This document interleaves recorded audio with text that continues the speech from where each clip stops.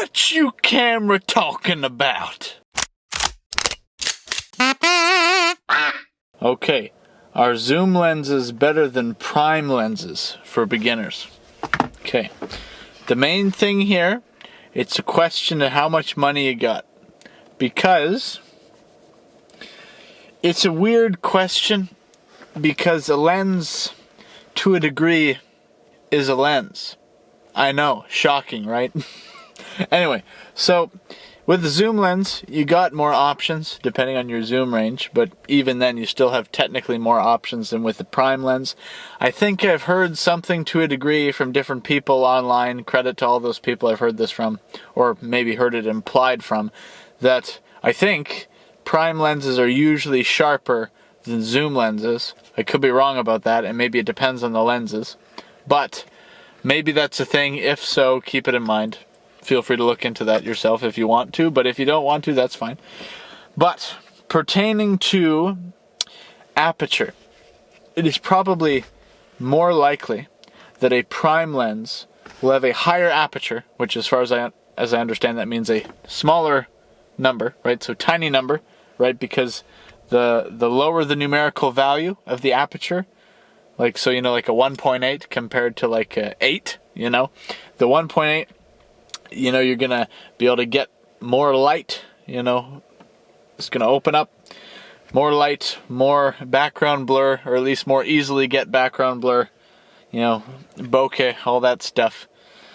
Anyway, you know, better in low light scenarios compared to like a lens that only has a minimum aperture, maximum aperture. The terminology with aperture is a bit maybe confusing, but anyway, think smaller number, better, okay? When it comes to aperture, in terms of getting more light on the camera sensor, you know, better for darker scenes, usually, you know, usually because if you just want it to be brighter, but I mean, if you're somebody that wants everything in focus when it's a dark scene, if you don't have lights, it's a rough time.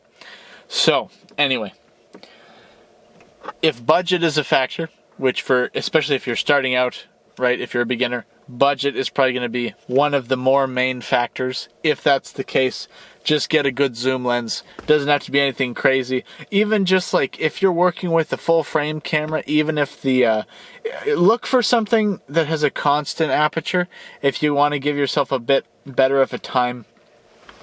Because otherwise, if you want to be able to zoom while filming and not have the aperture change during the zoom, then you'd have to set it to the maximum end of the aperture range for the, I'll say this better.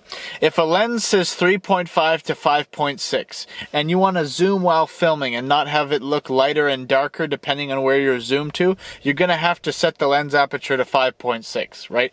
The higher end of the two aperture numbers when it says 3.5 to 5.6, because it's probably only going to be able to do 3.5 at the widest focal length. And then when you're at the more zoomed in end of the focal length, it's going to like automatically switch to that larger aperture number. I'll say it that way. It's going to automatically go to the 5.6. So if you wanted to have a constant aperture on a lens like that is like a 3.5 to a 5.6, you're going to have to probably set it to, well, no, you're going to have to set it to 5.6, because otherwise it's going to change, look brighter and darker depending on when you zoom automatically.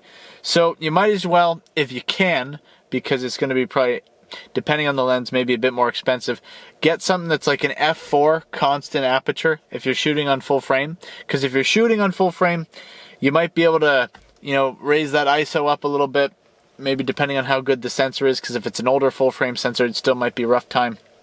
Depends on, you know, some different factors. But just kind of get a lens that's good enough, right? If you can get like a 24 to 70 f2.8 constant aperture, probably going to be one of the better options for all around use, but it might be more expensive, right? And again, consider the crop factor if you're shooting on an APS-C or Micro Four Thirds lens, because what's 24 to 70 on a full frame camera is going to be like more cropped in, more punched in on an APS-C or especially Micro Four Thirds sensor, right? So if your camera is more like that sensor size, then just imagine, okay, whatever this lens is, it's going to be more zoomed in. So just keep that in mind. So your lens is going to become more telephoto in nature automatically. So you're going to want to go for like a wider zoom range on that zoom lens. So for example, on this camera, which is Micro Four Thirds, there's a 12 to 35, right? It's on a Micro Four Thirds, so 2 times crop. So that's actually a 24 to 70 full frame equivalent, right? Because you got to do like the multiplication or whatever to factor that in, right? What's nice about Micro Four Thirds is it's just times 2, right? APS-C is where I'm kind of estimating in my head, because depending on the APS-C sensor, I think it's like a 1.75, it might not be 75, 1.7 something crop factor. But there's also like Canon APS-C and then other APS-C, and the Canon APS-C I think might be slightly taller. Anyway, so stuff. There's stuff and things to consider. So keep that in mind.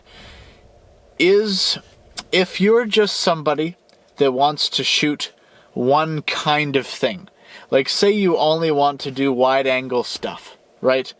And do you care about autofocus? Because you could also get like zoom lenses or prime lenses that are just vintage lenses that only have manual focus options and stuff like that, manual aperture rings. And so with that, more on a budget, you could get a zoom one, or you could get primes.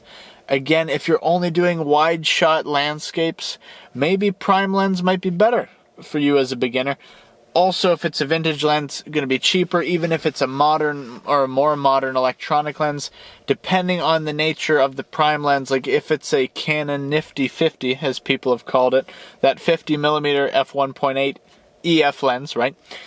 It's pretty affordable, right? And so if you're on a full frame camera, it's 50mm. If you're on APS-C, it's more cropped in. Keep that in mind. So maybe if you're doing more of like portrait photography, that's a good lens to start with as a beginner.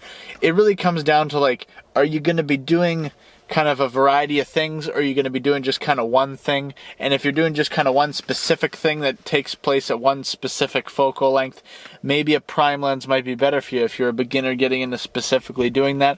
I personally, just hit the lock there, I personally would recommend a zoom lens, hopefully very, at least reasonably priced. If not, if you just get like a cheaper zoom lens. You don't have to go for the constant aperture lens that might be more expensive right away, because if you're just a beginner, you might not even know if this camera thing is really something that you want to spend much money on, or if you really like it. So if you're just figuring out if you like it, just get like the kit lens, mess around with it, then maybe upgrade to something a little bit better.